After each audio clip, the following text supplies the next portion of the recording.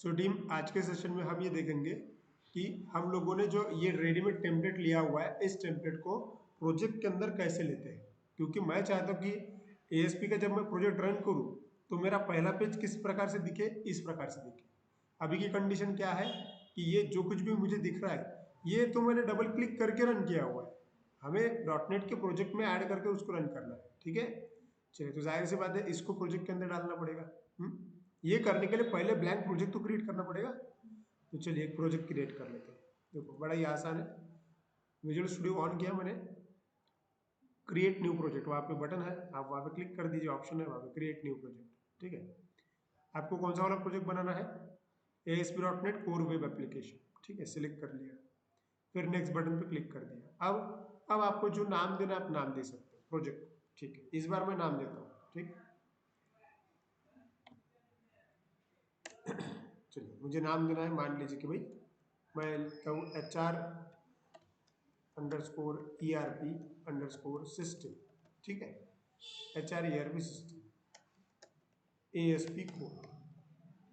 ठीक है, सब बस समझने के लिए कि ASP कोर में ये प्रोजेक्ट मैं बना रहा हूँ। ठीक है, एनीवे, ठीक है, एंड जस्ट नेक्स्ट बटन पे मैं क्लिक करता हूँ।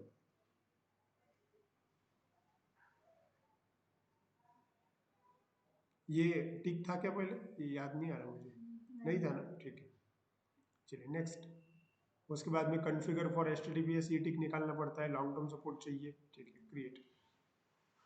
इतना बोलते से बाय डिफॉल्ट एक प्रोजेक्ट बन जाता है, प्रोजेक्ट का एनवायरनमेंट बन जाता है। ठीक है, ये हमने कई बार देखा हुआ है। अब यहाँ पे करना ये है कि आपको तो ये मालूम है कि इसके अंदर कंट्रोलर, मॉडल, व्यू ये अपने आप बने जाते हैं, बनाए जाते हैं। और आपको ये भी आइडिया है कि इसके अंदर एक पेज पहले से प्रेजेंट होता है जिसका नाम इंडेक्स है। अगर मैं प्रोजेक्ट को रन भी करूँ तो जाहिर सी बात है प्रोजेक्ट को रन करते बराबर इंडेक्स पेज ही रन होने वाला है। ठीक है, लेकिन हम क्या चाहते हैं कि अगर मैंने प्रोजेक्ट को रन किया तो मेरे प्रोजेक्ट का जो डिजाइन है, एक्चुअली मेरे प्रोजेक्ट का डिजाइन ये है ना, मेरे प्रोजेक्ट का डिजाइन वैसे ये है, ये टेम्पलेट ये दिखना चाहिए मुझे। लेकिन अभी क्या हो रहा है, क्या दिख रहा है आपको, देखिए यार, सी क्या दिख रहा है आपको, ये वेलकम वाला जो पेज है ये अलग पेज है कोई तो, बराबर, ये हमने नहीं बनाया हुआ है, ये रेडीमेड आया हुआ है। हमें ऐसा कुछ करना है कि वो डिजाइन हमें इस प्रोजेक्ट के अंदर ऐड करना है, ताकि जब भी मैं प्रोजेक्ट रन करूं मेरा वो वाला डिजाइन आना चाहिए। ये पहली बात, अगर वो वाला डिजाइन प्रॉपरली सेट हो गया इसका मतलब फिर आपको उसी डिजाइन के अंदर काम करना है। तो फर्स्ट स्टेप क्या है, डिजाइन को इंपोर्ट करना। ठीक, सो ये करने के लिए मैं इसको मिनिमाइज करता हूँ। ध्यान दीजिए कि ये कैसा किया जा सकता है। सी, इसके अंदर मैं आपको एक फाइल बताता हूँ, वो फाइल हमेशा होती है, ध्यान दीजिए। प्रोजेक्ट का जो मेन स्ट्रक्चर होता है ना, वो एक फोल्डर होता है जिसका नाम होता है शेयर्ड। और इस शेयर्ड फोल्डर के अंदर हमेशा एक फाइल प्रेजेंट होती है जिसका नाम है layout.cshtml। ठीक है, ये फाइल आपके प्रोजेक्ट का मेन स्ट्रक्चर होता है, जो आप देख रहे हो ना, विड्थ, हाइट, विड्थ है, हेडर फुटर है, ये सब कुछ कहाँ पे है, layout.cshtml। इसका मतलब क्या है कि अगर आपके प्रोजेक्ट का आर्किटेक्चर इस फाइल में है तो जाहिर सी बात है जो भी चीज आप ऐड करने वाले हो या फिर जो भी आप कोड वगैरह ऐड करने वाले हो वो कहाँ होना चाहिए, इस फाइल के अंदर होना चाहिए। करेक्ट है, अगर आप वो कोड इस फाइल के अंदर ऐड कर लोगे तो जाहिर सी बात है आपका आर्किटेक्चर बदल जाएगा। इतना ही ना, सरल बात है कि अभी आपका प्रोजेक्ट का जो कुछ भी लेआउट है वो इस फाइल की वजह से, इस फाइल में जो कोड लिखा है वो उसकी वजह से। अगर आपने इस फाइल का कोड बदल दिया तो जो भी कोड आपने डाला होगा वो आ जाए। ऐसे ही करना है अपने को। ठीक है, देखो बड़ा ही आसान है। ये करने के लिए सी, ये एक फोल्डर एक ध्यान में रखना अपने शेयर करके, और एक चीज होती है जिसका नाम है www रूट। ठीक है, इसको अगर मैं एक्सपांड करूं तो इसके अंदर देखिए CSS, JS, lib, मतलब क्या है कि प्रोजेक्ट के अंदर दो प्रकार का डेटा होता है हमेशा, कोई भी टेम्पलेट के अंदर दो प्रकार का डेटा होता है। एक होती है आपकी डिजाइन वाली फाइल और एक होती है उस डिजाइन को मेंटेन करने वाली फाइल्स, मतलब CSS, JS फाइल्स वगैरह। ठीक है, उदाहरण के तौर पे अपना इस टेम्पलेट को देखते हैं, देखें अपना ये टेम्पलेट है राइट। ठीक है, इसको मैं जस्ट डबल क्लिक करता हूँ, इसके अंदर कितनी प्रकार की फाइल्स है वो देखिए जरा। ठीक है, मैंने बड़ा किया, देखिए ये है आपका इंडेक्स फाइल, मतलब आपका पूरा डिजाइन इसके अंदर है, बराबर। और इसके साथ में अदर सपोर्टेबल फाइल है जैसे कि इमेजेस का फोल्डर है। ठीक है, और क्या है, स्टाइल वाली फाइल है, और क्या है, लाइसेंस वाली फाइल है, और क्या है, ये कोई तो भी जिप फाइल है। ठीक है, फिलहाल इस जिप फाइल का मतलब नहीं है, मैं निकाल देता हूँ। मतलब रियलिटी में इतनी चीजें हैं आपके टेम्पलेट के अंदर। ठीक है, तो टेम्पलेट को जो मैनेज किया जाता है ना, वो करने के लिए आपके पास में इतनी चीजें, देखिए ध्यान दीजिए कि टेम्पलेट के अंदर, और ये मैं कॉमन बता रहा हूँ, ठीक है, किसी भी टेम्पलेट के अंदर हमेशा आपको दो चीजें मिलेगी। कौन सी? एक आपको मिलेगी हमेशा डिजाइन फाइल, जिसके अंदर आपकी डिजाइन फाइल बोले तो आपकी सिंपल बात है इंडेक्स फाइल। ओके, और दूसरी फाइल होगी उसकी सपोर्ट फाइल। सपोर्ट फाइल मतलब वो फाइल्स आती है जो आपकी CSS फाइल वगैरह हो। उदाहरण के तौर पर सपोर्ट फाइल में आती है CSS फाइल, है ना, जावास्क्रिप्ट की फाइल। ओके, उससे अगर लाइसेंस फाइल होगा वो। ओके, तो ये सब कुछ काम है, और प्लस उसके अंदर अगर इमेजेस होंगी तो वो, तो ये सभी के सभी काय में आ गए, सपोर्ट फाइल में आ गए किसी भी टेम्पलेट में। ओके, वो चाहे फ्री हो चाहे पेड हो। तो जाहिर सी बात है हमें दो चीज़ों का नॉलेज होना चाहिए, डिजाइन फाइल कौन सी है अपनी, और सपोर्ट फाइल कौन सी है। तो यहाँ पे क्लियर कट समझ में आ रहा है कि मेरी डिजाइन फाइल इंडेक्स है, और इंडेक्स को छोड़ के बाकी सभी क्या है, सपोर्ट फाइल है। ठीक है, तो अब मैं इसको मिनिमाइज करता हूँ, ध्यान दीजिए, इसको मिनिमाइज किया, वापस प्रोजेक्ट में गया, यहाँ पे देखिए लेआउट फाइल मतलब अपना मेन डिजाइन मैं आपको बता रहा हूँ। ठीक है, तो यहाँ पे जगह कैसे मेंटेन डिसाइड करते समझिए। जो शेयर्ड में जो लेआउट डॉट CSS ये मतलब आपकी डिजाइन फाइल है, मतलब आपका डिजाइन फाइल का कोड यहाँ पे एक्सपेक्टेड है। प्लस इसको सपोर्ट फाइल भी चाहिए ना, तो सपोर्ट फाइल के लिए जो जगह होती है वो होती है www रूट, जो कि सर्वर का डायरेक्टरी होता है। ये जो आपको दिख रही ये लोकेशन मतलब आपको सपोर्ट फाइल के लिए लोकेशन है। सिंपल उसको देख के आपको समझ में आ रहा है कि उसके अंदर रखा जा सकता है CSS फाइल, JS फाइल, लिब फाइल, बराबर, ये सब कुछ इसके अंदर आएगी। ठीक है, ओके, तो मैं इसको अब क्या करूंगा, मैं जाहिर सी बात है कि मुझे थोड़ा कॉपी पेस्ट करना पड़ेगा। कि हमें क्या करना है, हमें जहाँ पे मेरा लेआउट डॉट CSS है वहाँ पे डिजाइन वाली फाइल का कोड चाहिए, और जहाँ पे मेरा www रूट है वहाँ पे ये सपोर्ट फाइल चाहिए पूरी की पूरी। करेक्ट है? तो चलिए वन बाय वन करके देखते हैं। एक काम करते हैं, सबसे पहले तो ये मैं फाइल उठाता हूँ, राइट क्लिक, देखो मैं कैसा कर रहा हूँ उसके ऊपर ध्यान दीजिए। राइट क्लिक, कॉपी किया, पहले मुझे ये फाइल मेरे प्रोजेक्ट के अंदर ले लेना है, बाद में फिर मैं उसके अंदर का कोड कॉपी पेस्ट करूंगा। पहले तो ये सिर्फ प्रोजेक्ट के अंदर ले लीजिए आप। ठीक है, इसको यहाँ से कॉपी किया। ओके, और कहाँ जाएंगे हम, हमारे प्रोजेक्ट के अंदर। आप फिलहाल के लिए उस फाइल को कहीं पे भी पेस्ट कर सकते, कोई प्रॉब्लम नहीं है। ओके, लेकिन मेरा एम ये है कि मुझे लेआउट डॉट CSS के अंदर उसका कोड डालना है। ठीक है, तो मैं एक काम करता हूँ, मेरे पास में शेयर्ड नाम का फोल्डर पहले से प्रेजेंट है, मैं यहीं पे उसको पेस्ट कर देता हूँ। तो राइट क्लिक किया एंड पेस्ट किया, इतना बोलते से ही वो फाइल यहाँ पे एक्सपेक्टेड है। रिफ्रेश तो हुआ है, राइट क्लिक रिफ्रेश करते हैं उसको। हाँ देखिए, कभी कभी देखो यहाँ पे ये नीचे दिख रहा है, दिख रहा है पे इंडेक्स। कभी कभी क्या होता है कि ये एकदम से रिफ्लेक्ट नहीं होता, तो आपको इधर उधर कोई तो भी दूसरे फोल्डर में क्लिक कर देना, क्योंकि जैसे तुम दूसरे फोल्डर में क्लिक करते हो सिस्टम रिफ्रेश होती है, तो फिर वो फाइल दिखने लगेगी। ध्यान दीजिए, मेरी इंडेक्स फाइल यहाँ पे आ गई है। ओके, और लेआउट फाइल भी प्रेजेंट है। एम क्या है, इंडेक्स फाइल का कोड कॉपी करके किसके अंदर डालना है, लेआउट फाइल के अंदर करना है, इतना ही। ठीक है, प्लस और एक चीज, आपकी जो सपोर्ट फाइल है वो कहाँ पे होनी चाहिए, इस जगह पे होनी चाहिए, बराबर। अभी की कंडीशन में मैं तो सारी चीजें बदलने वाला हूँ, तो ये CSS JS ये लिब इसका कोई मतलब नहीं है। मैं चाहूँ तो इसको डिलीट भी कर सकता हूँ, क्योंकि अभी के लिए कोई कुछ काम की नहीं है, क्योंकि हम तो हमारा डिजाइन चाहते हैं ना। जो प्रीवियस डिजाइन पहले से प्रेजेंट है उसका कोई मतलब थोड़ी ना है। मुझे मेरा डिजाइन चाहिए, तो इन चीजों की मुझे जरूरत नहीं, मैं डायरेक्टली इसको डिलीट भी कर सकता हूँ। ठीक है, लेकिन फिलहाल मैं ऐसे ही रखता हूँ इसको, बाद में हम डिलीट कर देंगे। अच्छा, तो मैंने क्या उठाया, मेरा जो डिजाइन वाला पार्ट है, ये जो डिजाइन वाला फाइल है वो मैंने मेरे प्रोजेक्ट के अंदर ले लिया। अब मुझे किनको प्रोजेक्ट के अंदर लेना है, सपोर्ट फाइल में। सपोर्ट फाइल में कौन कौन आते हैं, CSS JS license and images. देखो ये मैंने स्लैश लिखा हुआ है, मतलब these are the optional file, मतलब जरूरी नहीं कि हम हर टेम्पलेट में आपको JS फाइल मिलेगी ही, ऐसा जरूरी नहीं है। कुछ कुछ टेम्पलेट ऐसे जो बिना बिना JS के होते हैं, जैसे कि अभी तुम देख रहे हो ये अपना टेम्पलेट जो है, देखो इसमें कहीं तुम्हें JS का फोल्डर दिख रहा है क्या, नहीं। CSS है भले ही, CSS मतलब ये स्टाइल जो लिखा हुआ ना, ये CSS का फाइल है, लेकिन JS फाइल दिख रहा है क्या कहीं, नहीं। तो ऐसे कई सारे फोल्डर्स रहेंगे। बस आपको समझना ये है कि डिजाइन फाइल छोड़ के बाकी चीजें सपोर्ट फाइल में आती है। ठीक है, तो ये फाइल मुझे चाहिए, ये कहाँ पे डालना पड़ेगा, ये मुझे www रूट नाम का जो फोल्डर है यहाँ पे पेस्ट करना है, ठीक है, सपोर्ट फाइल। तो एक काम करता हूँ, मैं सबको सिलेक्ट करता हूँ, किसको छोड़ के, इंडेक्स को छोड़ के। देखो इंडेक्स फाइल छोड़ दिया मैंने, इसको छोड़ के बाकी सबको सिलेक्ट कर लिया है। इसको यहाँ से कॉपी कर लेते हैं और कहाँ पेस्ट करते हैं, www रूट के अंदर पेस्ट कर देते हैं, ठीक है। ध्यान दीजिए, जस्ट यहाँ पे आया, राइट क्लिक एंड पेस्ट।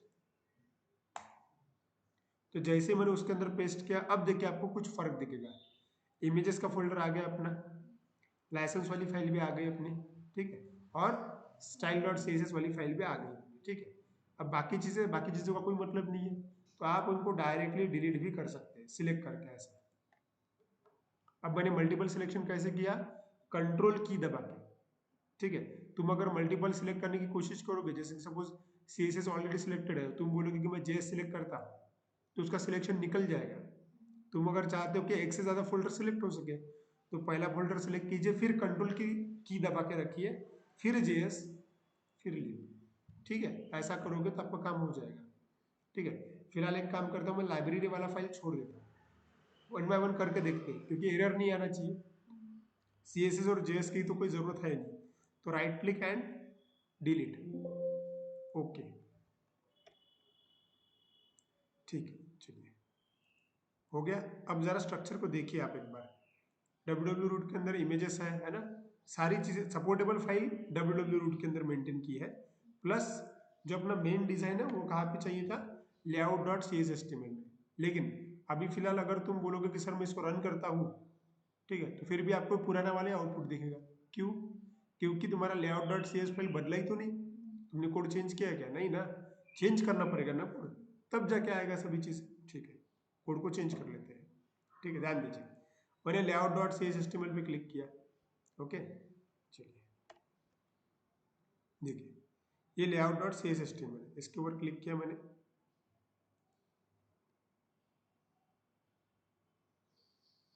और इसके अंदर बाय डिफॉल्ट कोड लिख के दिख रहा है मुझे कि लिखा हुआ है ऑलरेडी इसके अंदर कोड कुछ, ठीक है, ओके। तो एक काम करते हैं, इसके अंदर का कोड फिलहाल मेरे को कोई काम का नहीं है, क्योंकि ये कोड मैंने लिखा ही नहीं है ना, इसको हम हटा देते हैं, ठीक है। चलिए कैसे हटाएंगे, सिंपल बात है, आप डायरेक्टली एक काम करता हूँ, इस चीज़ की मुझे ज़रूरत गिरने वाली है, मैं इसको थोड़ी देर के लिए कॉपी करके कहीं और रख देता हूँ, बाद में मैं बताऊंगा कि ये चीज़ क्या है, ठीक है। ये पूरा मैं ब्लैंक कर देता हूँ, देखो सिलेक्ट ऑल किया एंड डिलीट किया कर दिया, ठीक है। मतलब क्या, सिर्फ कंटेंट डिलीट किए, फाइल नहीं निकाली मैंने उसके, फाइल बहुत इंपॉर्टेंट है, वो फाइल वैसे के वैसे रखी, सिर्फ कंटेंट हटा दिया, ठीक है। अब क्या करना है, तुम्हारा जो मेन डिज़ाइन है, तुम्हारा मेन डिज़ाइन ये है, बराबर, और ये डिज़ाइन कौन सी वाली फाइल में है, ये डिज़ाइन आपकी इंडेक्स वाली फाइल में है, करेक्ट। तो इंडेक्स फाइल पे क्लिक किया, ये है आपका डिज़ाइन, जो आपका रेडीमेड कोड है, टेम्पलेट आपका, ये कोड आपने लिखा ही नहीं, ये सब रेडीमेड आपके पास में, ठीक है। ये वाली चीज़ चाहिए आपको, बराबर, ठीक है। तो मैं इसको सिलेक्ट किया, राइट क्लिक कॉपी, और कहाँ पे आना पड़ेगा, जो layout dot C S T M L है ये वाला जो ब्लैंक कर दिया हमने, यहाँ पे आके पेस्ट कर देते हैं, right click and paste, that's it. क्या किया हमने, हमारे layout dot C S T M L में सिर्फ डेटा पेस्ट किया, दैट्स इट, ओके। सो अब क्या करना, हमने कॉपी पेस्ट कर लिया कोड को, ठीक है, सेव। अब वो एक चीज इसके अंदर होती है, मतलब हमने कॉपी पेस्ट कर लिया, मतलब क्या क्या किया हमने, देखो हमारा डिजाइन वाला फाइल प्रोजेक्ट के अंदर है, हमारा सपोर्ट वाला फाइल भी प्रोजेक्ट के अंदर है, कोई प्रॉब्लम नहीं, मतलब जैसा चाहिए था वैसा ही है, ठीक है। एक बार सिर्फ मैं इसको रन करके देखता हूँ कि क्या कुछ एरर होते हैं क्या, और अगर एरर आते तो we are going to solve it, ठीक है। चलिए एक बार रन करते हैं, रन करने में मतलब कैसे रन करोगे, हमने कंट्रोलर में या फिर सी एस फाइल में तो कोई चेंज किया ही नहीं ना, तो जो जैसा है वैसा रन कर दीजिए, कोई प्रॉब्लम नहीं है, ठीक है। तो जस्ट रन करके देखते हैं कि क्या डिजाइन में कुछ बदलाव होते हैं, वही देखना है सिर्फ मुझे, ठीक है। तो यहाँ पे एक एरर आ रहा है, unhandled exception occurred while processing the request, ठीक है। अच्छा, अब यहाँ पे क्या लिखा गया है, इग्नोर इग्नोर बॉडी कॉल, ठीक है ना। अब आपको याद होगा कि मैंने थोड़ी देर पहले इसके अंदर की एक छोटी सी लाइन निकाली थी, मैंने आपको बोला था कि इसके बारे में बाद में समझाऊंगा, ठीक है। यहाँ पे देखिए क्या लिखा हुआ है, एट रेंडर बॉडी, ठीक है, एट रेंडर बॉडी, ये एक रिजर्व सिंटैक्स है, और रेंडर बॉडी एक प्रकार का फंक्शन है। अब ये करता क्या है वो समझाता हूँ, ध्यान दीजिए। देखो प्रोजेक्ट में, इस प्रोजेक्ट में एक कंसेप्ट है कि क्या होता है, जो आपका प्रोजेक्ट का मेन लेआउट है वो directly layout dot C S में रहेगा वन टाइम, ठीक है। और जितने भी फाइल्स बनेंगे वो अलग से बनते हैं आपके, जैसे कि इंडेक्स फाइल बना आपका, प्राइवेसी फाइल बना है ना, ये सब अलग से बने। मुझे बताइए, इंडेक्स फाइल पर अगर मैंने क्लिक किया तो इंडेक्स फाइल के अंदर को कोड दिख रहा है, इस इंडेक्स फाइल को रन करूंगा तो इसमें भी हेडर और फुटर ऑटोमेटिक होते हैं ना, लेकिन रियलिटी ये है कि इसके अंदर हेडर और फुटर का कोड दिख रहा है क्या तुम्हें? नहीं, इसके अंदर तो कोड बहुत छोटा सा है, लेकिन जब ये रन होता है तब आपको कोड हेडर भी दिखता है, फुटर भी दिखता है, हालांकि हेडर और फुटर का कोड यहाँ पे तो है ही नहीं, करेक्ट। ऐसे ही प्राइवेसी पेज का है। अब यहाँ पे क्या हो रहा है पता है क्या, आपका मेन कोड कहीं और फाइल में है, ठीक है, और आपका जो सिर्फ इंडेक्स मतलब पेज से रिलेटेड कोड इस फाइल में है, मतलब हेडर और फुटर का कोड कहीं और है, मतलब दो फाइल को मर्ज होके एग्जीक्यूट होता है हमेशा। तो दो फाइल को मर्ज करना है, मतलब ऑलरेडी कई कोड पहले से लिखा हुआ है और बार बार हमें सिर्फ उस कोड को रिपीट न करते हुए सिर्फ उसको यूज करना है। जैसे कि यहाँ पे देखो इंडेक्स फाइल में कोड रिपीट नहीं हुआ, हेडर का और फुटर का कोड यहाँ पे लिखा क्या है नहीं, क्यों नहीं लिखा, क्योंकि हेडर और फुटर का code layout dot C S में पहले ही लिखा गया होता है, ये होता है पहले, ठीक है। तो वो रिपीटेशन ना हो इस कारण के लिए आपके पास में रेंडर बॉडी दिया जाता है, ठीक है। तो रेंडर बॉडी कहाँ पे होना चाहिए, लेआउट सीएस में होना चाहिए। तो एक काम करते हैं, फिलहाल सिर्फ इसको सॉल्व करने के लिए मैं इसको वापस उस फाइल में ऐड करता हूँ, आप कहीं भी ऐड कर सकते हो, कोई प्रॉब्लम नहीं है, ठीक है। लेकिन मैं उस हमेशा मैं आपको यही बोलूंगा कि हेडर और फुटर को छोड़ के जो जगह होती है उसी जगह पे वो ऐड किया जाए। जो एएसपी का पुराना वर्जन है ना, उसमें कंसेप्ट है मास्टर पेज करके, उस मास्टर पेज कंसेप्ट का ये डिराइव वर्जन है, ठीक है, मतलब एडवांस वर्जन है मास्टर पेज कंसेप्ट का। लेकिन अगर आपको ये पता नहीं होगा कि मास्टर पेज क्या है क्यों है, इसका टेंशन मत लीजिए, मैं ये जो पार्ट है मैं इसको रिपीट करने वाला हूँ प्रोजेक्ट के अंदर, ठीक है। फिलहाल मैं सिर्फ क्या कर रहा हूँ कि मेरा डिजाइन रन होता है कि नहीं उतना ही देखना है मुझे, ठीक है। तो जाहिर सी बात है आपको क्या करना है, ये जो लाइन है, ये जो लाइन मैंने निकाली थी, इस लाइन को आपके प्रोजेक्ट में कहीं तो भी आप पेस्ट कर दीजिए। मैं आपको रेकमेंड करूंगा कि हेडर और फुटर छोड़ के पेस्ट कीजिए बीच वाले पार्ट में, ठीक। तो एक काम करते हैं, देखो यहाँ पे अब आप बोलोगे कि सर कैसे समझेगा कि हेडर और फुटर कहाँ पे है ना, देखिए समझ जाएगा, सी ध्यान दीजिए। आप लोगों का HTML और CSS थोड़ा बहुत हो चुका है, हमने देखा है, ये पूरा का पूरा कोड हेडर और फुटर का है। यहाँ पे देखिए, यहाँ पे छोटे छोटे कमांड्स लिखे गए हैं, कमेंट्स है, एंड ऑफ हेडर मतलब हेडर यहाँ पे खत्म हो गया, उसके बाद में यहाँ पे देखो मेनू बार स्टार्ट हुआ है। मैंने जानबूझ के यही वाली डिजाइन इसलिए ली क्योंकि इस डिजाइन को मैंने कई बार टेस्ट किया हुआ है, और इस वाले डिजाइन में ना बहुत ही इजी तरीके से कमेंट को मेंटेन किया गया है। ये कमेंट बड़ी काम की होती है, क्योंकि बिना कमेंट के तुम्हें कैसे समझेगा कि हेडर पार्ट कौन सा है और फुटर पार्ट कौन सा है, ठीक है, इसलिए ये वाली डिजाइन अच्छी है, ठीक है। देखो यहाँ पे और एक कमेंट है, यहाँ पे एंड ऑफ मेनू, मतलब ये वाला मेनू का कोड है, सिंपल। उसके बाद में नीचे आए, अब ये मैं क्या बात कर रहा हूँ, हेडर और फुटर, ये क्या है, ये चीज है, देख ये है ना हेडर, ये ऊपर वाला पार्ट, मेनू ये मेनू पार्ट है, ये है आपका पेज मतलब कंटेंट, ओके, और सबसे नीचे फुटर गई तो, ओके। तो मान लीजिए कि मैं हेडर और फुटर छोड़ के बीच में मतलब जहाँ पे पेज है ना वहीं पे ऐड कर लेता हूँ, ओके। मतलब इमेजिन कीजिए, ऐसे इमेजिन कीजिए कि ये जो वेलकम वाला, वेलकम टू एलिगेंट ब्लू है, ये जो वर्ड है, ऐसे इमेजिन कीजिए कि इस वर्ड के पास में मुझे मेरा कोड ऐड करना है, ठीक है। तो जाहिर सी बात है कि आप उसको ढूंढोगे ना, ठीक है, ढूंढ ही लेते हैं, क्या है उसमें, तो यहीं पे कहीं होगा वो, सी ये आपको दिख रहा है, वेलकम टू एलिगेंट ब्लू है ना, यही है ना। तो एक काम करते हैं, यहीं पे जगह बना देते हैं ऐसा, और यहीं पे वो मैं चीज पेस्ट कर देता हूँ, क्या at the rate render body. इसका मतलब क्या होगा कि at the rate render body के ऊपर और at the rate render body के नीचे जितनी भी चीजें हैं वो कांस्टेंट है, मतलब वो ऑटोमेटिक आ जाएगी, जब भी तुम्हारा पेज एग्जीक्यूट हो जाएगा ना तो वो चीज ऑटोमेटिक आ जाएगी। इसके ऊपर का और नीचे का कोड आपको फिर से लिखने की जरूरत नहीं है। हाँ, आपको कोड कहाँ लिखना पड़ेगा, अगर बीच में कुछ करना है तो आपको कोड लिखना पड़ेगा, ठीक है। सेव, क्योंकि रन जो होने वाला है कौन सा पेज है, इंडेक्स पेज है, बराबर। इंडेक्स पेज में मान लीजिए कुछ भी नहीं है, मैं सब ये निकाल देता हूँ, ध्यान दीजिए कुछ भी नहीं, मैं सिर्फ यहाँ पे लिखता हूँ एक आपको समझने के लिए H1 टैग दिए और लक्ष्य IT सॉल्यूशन, सिर्फ इतना लिखा, ठीक है। अब ये इंडेक्स पेज किसके ऊपर से बना हुआ है, लेआउट CSS HTML से, ठीक है। तो लेआउट CSS HTML में क्या है, रेंडर बॉडी के ऊपर कोड है, रेंडर बॉडी के नीचे कोड है। इसका मतलब ये है कि जो भी पेज इस layout.cshtml के ऊपर से बनेगा, जैसे कि इंडेक्स बनेगा, उस पेज के ऊपर मतलब हेडर का और फुटर का कोड लिखने की जरूरत नहीं है। ये जो कोड आपने लिखा, ये कोड कहाँ एग्जीक्यूट होगा? ये कोड एग्जीक्यूट होगा रेंडर बॉडी की जगह जो है वहां पे। मतलब ऊपर का और नीचे का कोड लिखने की जरूरत नहीं, क्योंकि हालांकि पेज को एग्जीक्यूट करने के लिए ऊपर और नीचे का कोड तो एग्जीक्यूट करना ही पड़ेगा ना, लेकिन रियलिटी ये है कि तुम लोगों ने जो इंडेक्स फाइल बनाई हुई है उसके अंदर क्या है? कुछ भी नहीं है उसके अंदर, एक लाइन का कोड है, लेकिन फिर भी ये कोड प्रॉपरली एग्जीक्यूट होता है। हेडर और फुटर अपने आप आता है। अपने आप कैसे क्या आता है? Because of this layout.cs file and its function render body. ठीक है, इसके वजह से होता है। ठीक है, सेव किया, एक बार रन करते हैं। फिर से एक बार होम कंट्रोल में जाते हैं, रन करते हैं।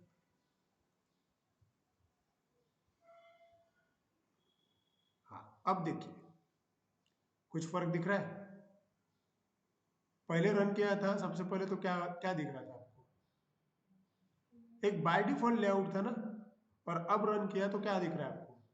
ये अपना टेम्पलेट है। अरे यही तो चाहिए था अपने को।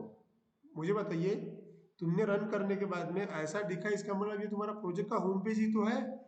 बस तुम्हें इन चीजों को बदलना है। इतना अगर कर लिया, इसका मतलब तुमने 30% काम कर लिया, तुम्हारे प्रोजेक्ट का 30% काम हो गया। ठीक है, क्योंकि किसी भी प्रोजेक्ट में सबसे पहली चीज होती है उसका डिजाइन। अगर डिजाइन प्रॉपर है तो ही तुम आगे बढ़ोगे, नहीं तो तुम आगे कोड नहीं लिख सकते। ठीक है, अब इसमें समझने वाली चीजें देखिए क्या क्या है। ध्यान दीजिए, इस जगह पे ना दो प्रकार की फाइल्स काम कर रही है। सी,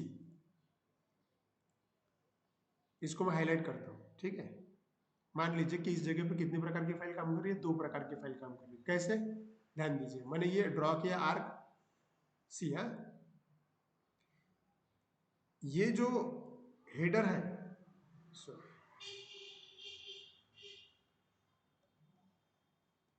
हाँ ध्यान दीजिए, फिर से ड्रॉ कर रहा हूँ, फिर से रन कर रहा हूँ।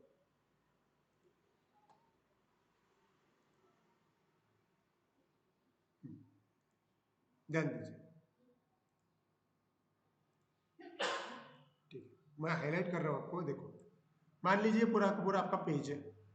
इस पेज में दो प्रकार की फाइल्स काम कर रही है। अब वो कौन कौन सी? उदाहरण के तौर पे देखिए, ये जो हेडर पार्ट है और ये जो बाकी का पार्ट है, ये कहीं से तो भी लोड हो रहा है, करेक्ट? आपको याद है कि हेडर और बाकी का पार्ट जो है, इस चीज का कोड कहाँ से लोड हो रहा है? वो है लेआउट, बराबर, layout dot C S S T L. Point है, करेक्ट। उसके बाद में आप लोगों ने और एक चीज गौर की है। वो गौर करने लायक चीज ये है कि आपने लक्ष्य आईटी सोल्यूशन नाम का वर्ड लिखा था, बराबर? ये वर्ड लिखा, याद करो ये वर्ड तुमने कहाँ पे लिखा? एग्जैक्टली ये वर्ड तुम लोगों ने कहाँ पे लिखा है ऑनलाइन स्टूडेंट्स? ये वर्ड कहाँ पे लिखा है? इंडेक्स में। एग्जैक्टली वो वाला वर्ड आप लोगों ने इंडेक्स में रखा है। मतलब ये जो चीज है, ये जो चीज लोड हो रही है, ये कौन सी वाली फाइल से लोड हो रही है? इंडेक्स फाइल से लोड हो रही है, करेक्ट है? और जब रियलिटी में आपका कौन सा पेज एग्जीक्यूट हो रहा है? इंडेक्स पेज एग्जीक्यूट हो रहा है। लेकिन तुमने अगर इंडेक्स फाइल का कोड देखा तो तुमने सिर्फ एक लाइन का कोड लिखा हुआ है, वो भी कौन सा? लक्ष्य आईटी सोल्यूशन डिस्प्ले होने वाला। लेकिन आपके ध्यान में आ रहा होगा कि ये जो हेडर है और फुटर है, इसका कोड तुमने इंडेक्स में लिखा क्या? नहीं, इसका कोड कहाँ पे है? Layout C S S T M L में। इससे क्या समझ में आ रहा है? इससे ये समझ में आ रहा है कि layout C S S T M L के ऊपर से इंडेक्स फाइल बनी हुई है, और लेआउट सी से ऊपर के इंडेक्स फाइल अगर बनी है तो इंडेक्स फाइल में ऊपर का और नीचे का पार्ट अपने आप आता है। क्यों अपने आप आया पता है? क्योंकि लेआउट सी सिस्टम में आप लोगों ने @रेंडर बॉडी का इस्तेमाल किया। एक फंक्शन, कौन सा? @रेंडर बॉडी, @रेंडर बॉडी, एक फंक्शन। इस फंक्शन से होता क्या है पता है? कि जब भी आप @रेंडर बॉडी का इस्तेमाल करते हो, तब @रेंडर बॉडी आप लोगों ने जहां कहीं भी लिखा होगा, वर्ड में जहां कहीं भी लिखा होगा, उसका ऊपर का और नीचे का पार्ट ऑटोमेटिक लोड होता है। उसके लिए कोड लिखने की जरूरत नहीं है। जैसे कि आप लोगों ने इंडेक्स फाइल में लिखा, इंडेक्स फाइल में हेडर और फुटर का कोड नहीं है। कोड कहाँ पे है?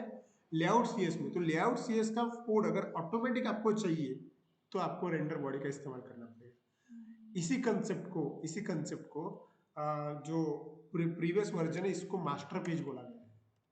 मास्टर पेज, इसका फायदा ये है, इसका फायदा क्या है कि आपने भले एक ही लाइन का कोड लिखा लेकिन तुम्हें हेडर और फुटर दोनों मिल गया ना, तुम्हें हेडर और फुटर का कोड फिर से लिखने की जरूरत नहीं है, ये इसका फायदा है।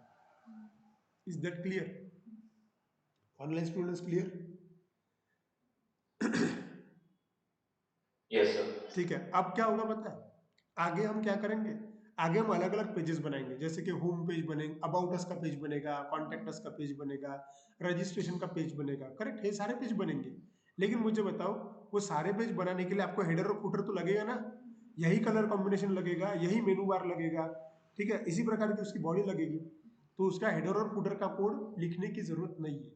एक बार तुमने layout dot C H M L के अंदर कोड डाल दिया तो आपको फिर से लिखने की जरूरत नहीं। फिर कोड कौन सा रिपीट होगा, कोड सिर्फ रिपीट होगा आपके मेन कंटेंट का। मतलब मान लीजिए कि आपको ये बोला गया कि रजिस्ट्रेशन का पेज बनाइए, तो सिर्फ रजिस्ट्रेशन का ही कोड लिखना है, रजिस्ट्रेशन के ऊपर क्या होना चाहिए, नीचे क्या होना चाहिए, वो कुछ लिखने की जरूरत नहीं है।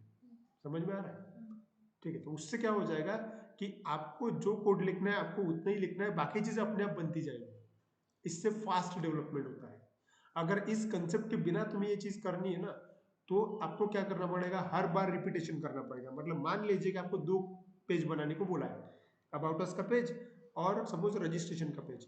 अबाउट अस के पेज में भी तुम्हें हेडर, कंटेंट और फुटर का कोड लिखना पड़ेगा मैन्युअली, और रजिस्ट्रेशन के पेज में भी हेडर, रजिस्ट्रेशन का कोड और फुटर का कोड लिखना पड़ेगा मैन्युअली। और ऐसा तुम कितने बार करोगे, अगर प्रोजेक्ट में 2-3 पेज इसलिए ठीक है, तुमने code of repetition of code कर लिया, लेकिन मान लीजिए कि 1000 पेज है प्रोजेक्ट के अंदर, तब कितना बड़ा रिपीटेशन हो जाएगा, प्रोजेक्ट स्लो हो जाएगा, प्रोजेक्ट का तो यूज ही नहीं होगा कुछ। तो ऐसा कुछ टेक्निक चाहिए जिससे लेआउट अपना फिक्स रहे, हेडर फुटर पहले से बने रहे और बीच का ही पार्ट चेंज हो। तो ये जो चीज मैंने करके बताई वो चीज है जो एक्सपेक्टेड है। प्रोजेक्ट ऐसे ही होते हैं, बड़े से बड़ा कोई भी प्रोजेक्ट बिना मास्टर पेज नहीं बन सकता। मास्टर पेज मतलब मास्टर पेज को ही यहाँ पे एडवांस वर्जन में नाम है रेंडर बॉडी, इतना ही फर्क है। मैं प्रीवियस वर्जन में मास्टर पेज बोलता हूँ इसको, एडवांस वर्जन में उसको रेंडर बॉडी बोलते हैं। ठीक है, तो जिसको प्रीवियस वर्जन नहीं पता होगा टेंशन लेने की जरूरत नहीं, think about the render body only. ठीक है, सिंपल है, हेडर और फुटर का कोड अपने आप आ जाएगा, दैट्स इट। ये जो चीज की मैंने, ये है आपका मैंने प्रोजेक्ट का डिजाइन इंपोर्ट किया, ये फर्स्ट स्टेप है, और ये होगा मतलब आपका 30% काम कंप्लीट हुआ। अब मुझे करना ही क्या है, अब मुझे सिर्फ थोड़ा सा नाम वगैरह चेंज करना है। मतलब मुझे ये जो चीज है मैं क्या क्या बदलूंगा, मैं सारी चीजें बदल दूंगा। ये मेरा हेडिंग है ना एक प्रकार का, ये जो चीज है ये क्या है, ये एक हेडिंग है बराबर, एलिगेंट ब्लू हेडिंग है, मैं हेडिंग बदल दूंगा, यहाँ पे मैं HRERP सिस्टम कर दूंगा बराबर। उसके बाद में ये मेनू बार जो है इसको भी बदल दूंगा, ये मुझे ऐसा थोड़ी ना चाहिए। प्लस मेरे पास में ये कंटेंट है, इसकी कोई जरूरत नहीं है, ये ऐसा नहीं चाहिए, ये कॉइन है, ऐसा कोई मतलब थोड़ी है। जो मुझे नहीं चाहिए वो मैं सब का सब निकाल दूंगा और क्लीन कर दूंगा, मतलब इस टेम्पलेट को पूरा क्लीन कर दूंगा और इस प्रकार से डिजाइन करूंगा कि जैसे मुझे चाहिए। समझ में आया? लेकिन उसके लिए पहले इसको इंपोर्ट करना जरूरी था, क्योंकि अगर तुम इंपोर्ट नहीं करोगे और उसको रन करके नहीं देखोगे तो तुम बदलोगे कैसे, पॉइंट है। तो ये चीज हमने आज की, क्लियर? ठीक है, अभी मैं यहाँ पे रुक जाता हूँ क्योंकि ये थोड़ा कॉम्प्लेक्स है। आज आपका आपका ड्यूटी क्या है कि आज आपको ये चीज करके देखना पड़ेगा। आपको जो डिजाइन चाहिए, ये डिजाइन मैंने डाउनलोड किया हुआ है, ये मैं अभी 5 मिनट में ग्रुप पे शेयर कर दूंगा, आपने सेम ऐसी क्या ऐसी चीज करके देखना। ठीक है, ओके। आज के सेशन में कोई डाउट ऑनलाइन स्टूडेंट्स?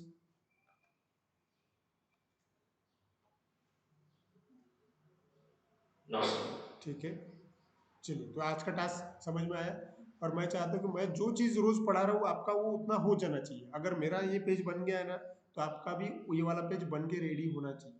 नहीं हो रहा होगा, कुछ दिक्कत आ रही तो आपकी ड्यूटी है कि मुझे पूछो। ठीक है, चलिए, तो आज के लिए इतना ही, मैं यहाँ पे स्टॉप करता हूँ। Thank you.